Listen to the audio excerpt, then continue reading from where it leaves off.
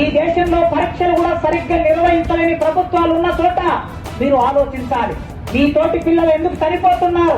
మీ తోటి పిల్లలు ఇవాళ జార్ఖండ్ రాష్ట్రంలో అసెంబ్లీ వరకు ఎందుకు వెళ్లారు? మీ తోటి పిల్లలు జంజీగా పార్లమెంట్ దగ్గరికి ఎందుకు వెళ్లారు? వాళ్ళ కోసం కాదు, కేవలం వాళ్ళ కోసమే కాదు, మీ అందరి కోసం వెళ్లారు.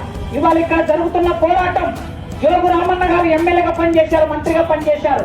ఇప్పుడైనా కొత్తగా వచ్చేది ఏమీ లేదు.